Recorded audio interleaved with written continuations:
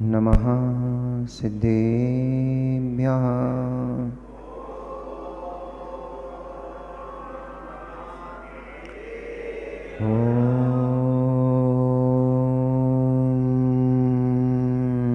नमः सिद्धेभ्यः।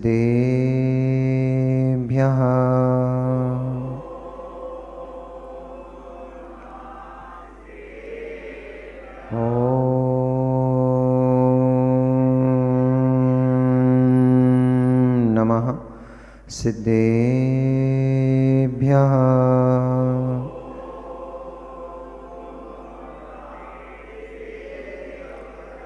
तव सिद्धे निर्णय सिद्धे संयम सिद्धे चरित्र सिद्धेया नाणमिदं शृणुम्या सिद्धे शिरसा नमस्सामि। सिद्धं सम्पूर्णभव्यार्थं सिद्धेः कारणमुत्तमं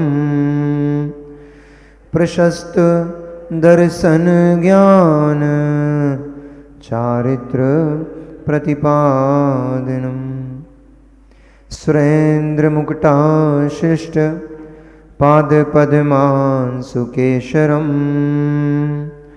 प्रणमामि महावीरं लोकत्रयमङ्गलम्। नमो अरिहन्ताणं नमो सिद्धाणं नमो आयर्याणं नमो वज्रायाणं नमो लोये सभ्यसाहुणम्।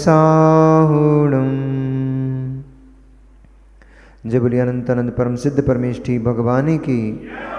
जय बोलिए अनंत अनंत 24 तीर्थंकर भगवानी की। आचार्य भगवंत कुंद कुंद देव की। आचार्य भगवान रविशेण स्वामी महामुनिराज की।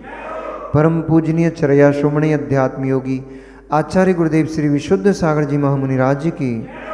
अहिंसामयी जैन धर्म की। वीतरागी प्रभु श्री रामचंद्र भगवान की।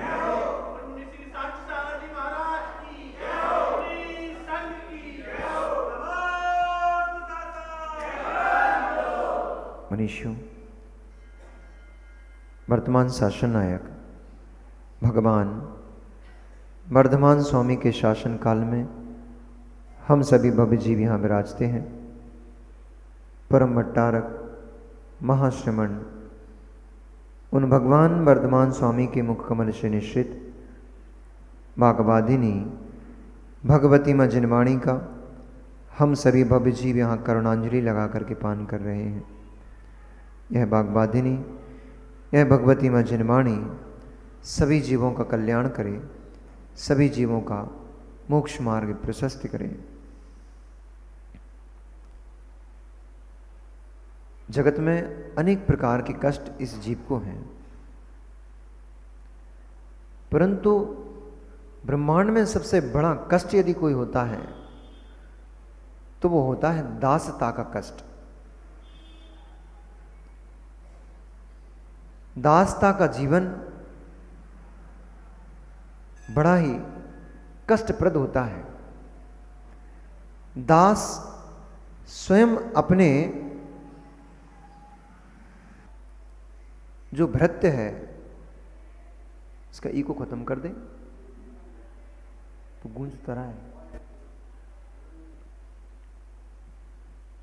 भृत्य जो होता है वह भृत्य अपनी मर्जी से श्वास भी नहीं ले सकता।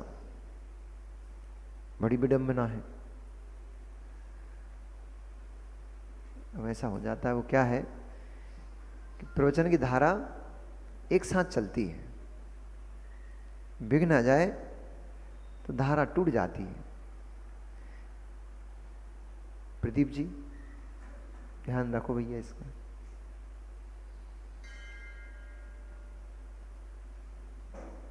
अब चलो, तो भृत्यता का जीवन बड़ा ही कष्टप्रद होता है, बहुत दुखदायी होता है। भृत्य जो होता है, दास जो होता है, वह अपनी स्वेच्छा से आचरण भी नहीं कर सकता, विचरण भी नहीं कर सकता। यहां तक कि श्वास लेते हुए भी उसको भय होता है, जाने कौन से समय हमारा मालिक हमें याद कर ले, कौन से समय हमें किस कार्य में लगा दे।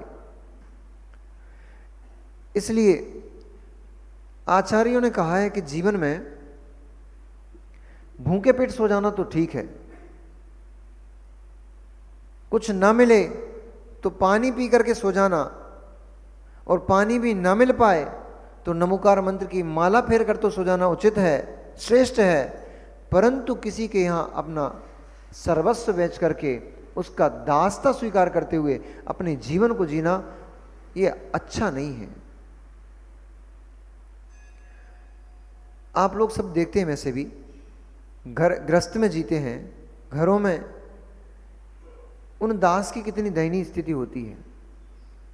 वो कहीं जाना चाहता है पर मालिक ने उसको दबा के रखा हुआ है।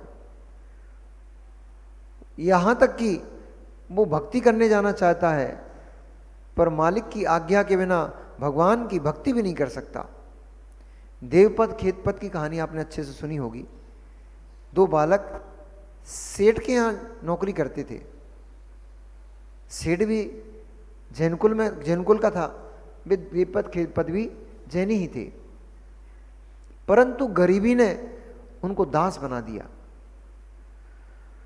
एक समय जब सेठ सम्मेद शिखर शाश्वत सिद्ध क्षेत्र की वंदना करने के लिए जा रहा था, तब दोनों बालकों के मन में भाव उत्पन्न हुआ, हम तो कभी जीवन में सम्मेद शिखर की वंदना कर ही नहीं पाएंगे। यदि हमारे सेठ हमें ले जाता है तो बड़ा अच्छा अवसर होगा हमारे लिए, हम इनकी सेवा भी करेंगे और तीर्थराज की वंदना भी कर लेंगे। उन्होंने निवेदन किया कि सेठ जी, हमारा भी बड़ा मन है कि हम सम्मेद शिखर जी की यात्रा करें आपके साथ। यदि कुछ विघ्न ना हो तो हम आपके साथ चल सकते हैं क्या? वहां पर हम आपकी खूब सेवा करेंगे, वंदना करके आप हार थक के आओगे, आपके चरणों का मर्दन करेंगे, आपके पैरों को दबाएंगे, आपके हाथों का मर्दन करेंगे, आपकी मालिश कर देंगे, भोजन आदि पका देंगे, तो आपको हम कोई काम नहीं करने देंगे, सारा काम हम संभाल लेंगे, बस ले चलो। तो सेठ ने कहा, जब तुम काम करोगे तो फिर वंदना कब करोगे, वंदना कैसे कर पाओगे? बोले, आप विश्राम करोगे तब हम वंदना कर लेंगे। ऐसा होता है, जिसको ललक होती है उसकी झलक अपने आप दिखती है। उन्हें सम्मेद शिखर की वंदना की ललक थी, उन्हें उस सिद्ध क्षेत्र का कभी उन्होंने वंदना नहीं की थी, उस सिद्ध क्षेत्र पर कभी गए नहीं थे, इसलिए उनको ललक थी कि कब हो हम एक बार उस क्षेत्र की वंदना करें। रात्रि में जब शिखर जी पहुंच गए तो रात्रि में सेठ जब तक विश्राम कर रहा था तब तक अर्धरात्रि को ही वो दोनों भाई सम्मेद शिखर की वंदना के लिए चले गए, क्योंकि सुबह से पहले लौट के वापस आना। और जब रात को वंदना को गए, गरीब तो थे ही, उनके पास तो कुछ भी नहीं था चढ़ाने के लिए।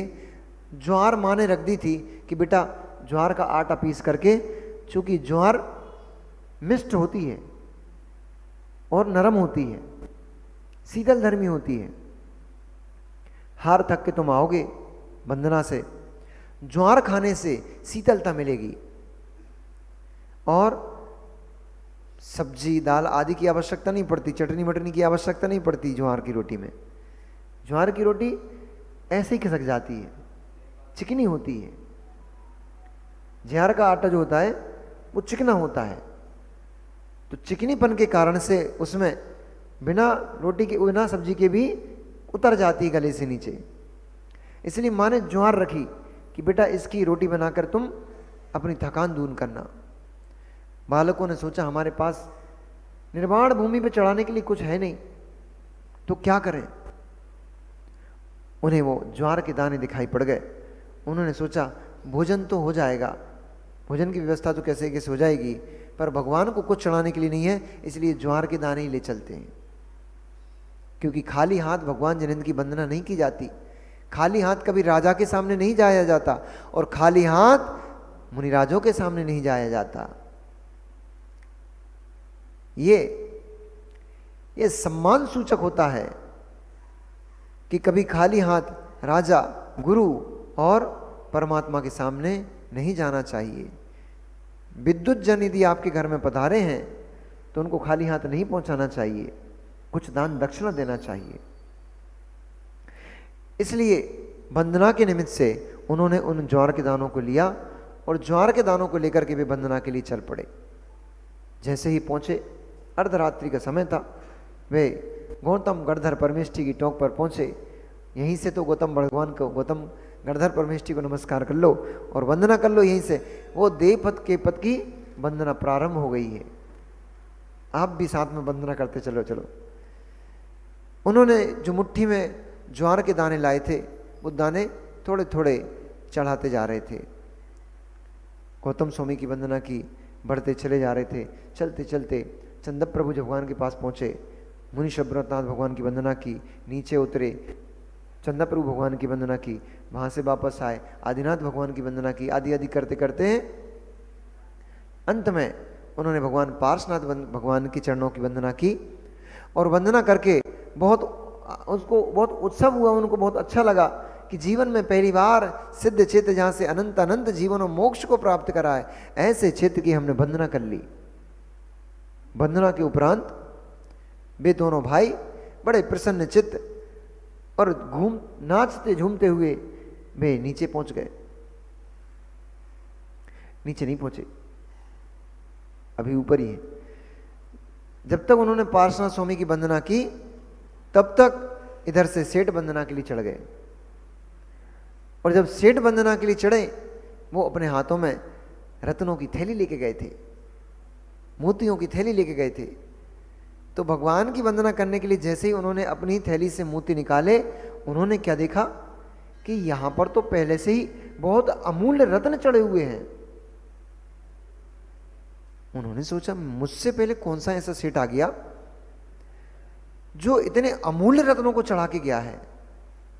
उन्होंने अपने भृत्यों से पूछा, भाई ये तो पता करो, देखो कौन ऐसा बड़ा सेठ आया है आज वंदना करने के लिए जो इतने अमूल्य रत्न चढ़ा के गया है। ऐसे रत्न तो मेरे पास भी नहीं है, हीरे आदि, वो भी उत्तम क्वालिटी के, उत्तम।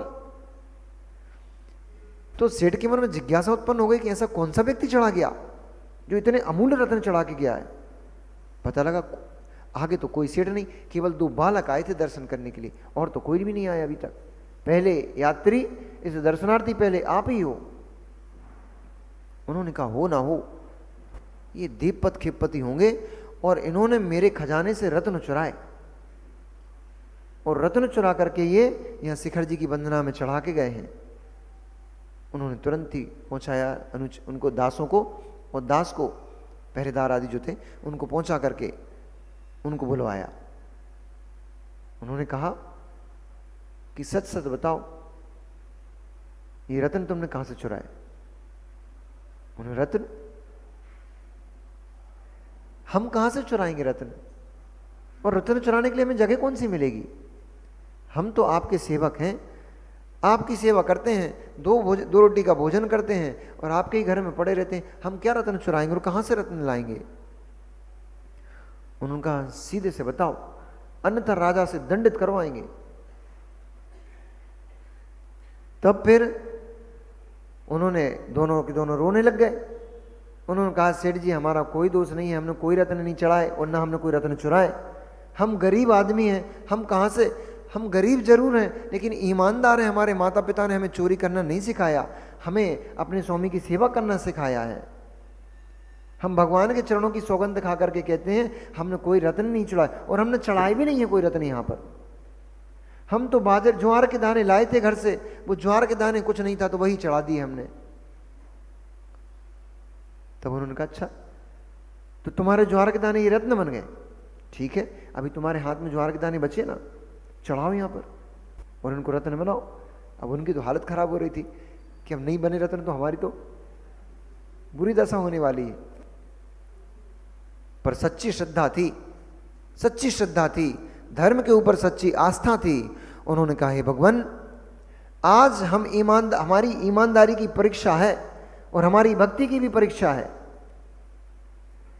यदि वास्तव में मैंने जो दाने चढ़ाए थे ये मोती यही बन गए हैं, तो फिर अब मैं जो दाने चढ़ा रहा हूं ये भी मोती बन जाए, ताकि हमारे प्राणों की रक्षा हो जाए। हमारा कोई भी अभिप्राय नहीं है, हमारा तो केवल आपके दर्शन का अभिप्राय था, आपकी वंदना का अभिप्राय था।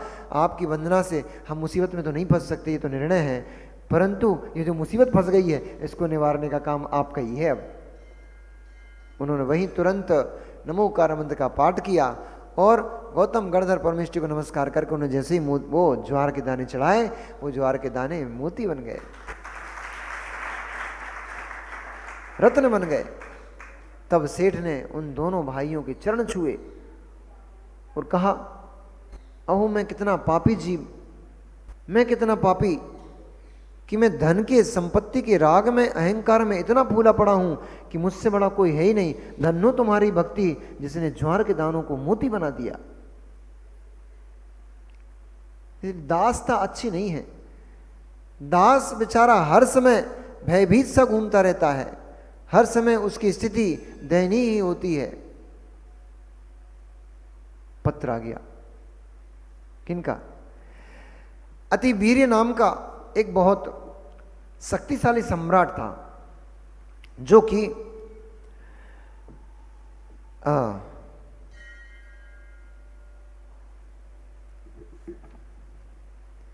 वनमाला के पिता पृथ्वीधर, वनमाला के पिता पृथ्वीधर जो थे, वो पृथ्वीधर राजा उस अति वीर के अनुचर थे, सेवक थे, उनकी आज्ञा में जीते थे। तो एक दिन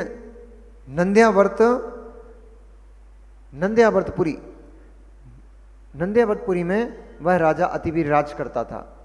और वह नंद्यावर्तपुरी जो थी वह स्वर्ग की सुंदर नगरियों के समान शोभा को प्राप्त होती थी। बहुत ही विशाल नगरी थी। वहाँ के जो नागरिक थे, नगर के जो लोग थे, वे धर्मात्मा लोग थे और सभी प्रकार के सुविधाओं से उनका जो गृह था वह भरा पूरा था। सभी की संपन्नता थी। जहाँ तहाँ तो उस नगरी में वृक्षों की पंक्तियाँ बनी हुई थीं, जिनमें सुंदर सुंदर आम, जामुन आदि आदि वृक्ष फल लगे होते थे। वह पूरा नगर पुष्प बागानों से सुशोभित होता था। और वर्षा काल में जब बरसात बादल घिरकर उमड़ कर आते थे और नीचे उसमें हरित घास हो जाती थी, तो वह ऐसा प्रतीत होता था जैसे भोग भूमि का कोई स्थान ही हो। ऐसे उस सुंदर नगर में कई बार शत्रुघ्न के सेवकों ने उस राजा के बहुत सारे नगरों में उत्पात मचाया, लूटपाट की थी। इसलिए वह राजा कुपित था। उसने पृथ्वीधर राजा के पास संदेश भेजा कि हे पृथ्वीधर, तुम मेरे बहुत प्रिय हो और तुम मुझे बहुत सम्मान से देखते हो, तुम मेरी आज्ञा का तुरंत ही पालन करते हो, इसलिए तुम्हें चाहिए कि तुम शीघ्र ही अपनी विशाल सेना को लेकर के मेरे निकट आओ, क्योंकि मेरे पास मलेच्छों की चतुरंग सेना लेकर के बहुत सारे मलेच्छ पहुंच चुके हैं और विजय शार्दुल नाम का राजा अपने 8,800 हाथी और 3,000 घोड़े और बहुत सारे पदाधिक सैनिकों के साथ मेरे नगर के पास पहुंच चुका है। पौंड्र देश का अधिपति 2,000 हाथी की सेना लेकर और 7,000 घोड़ों की सेना लेकर के यहां आने ही वाला है। सुकेश अपने 8,000 हाथी और अथाह घोड़े, पदाती आदि सेना लेकर के वो भी वहां पर पहुंच चुका है। सिंहरथ यानी बंगाधिपति समुद्री सी विशाल सेना और पदातियों की सेना लेकर, रथों की सेना लेकर के वो भी यहां आ चुका है।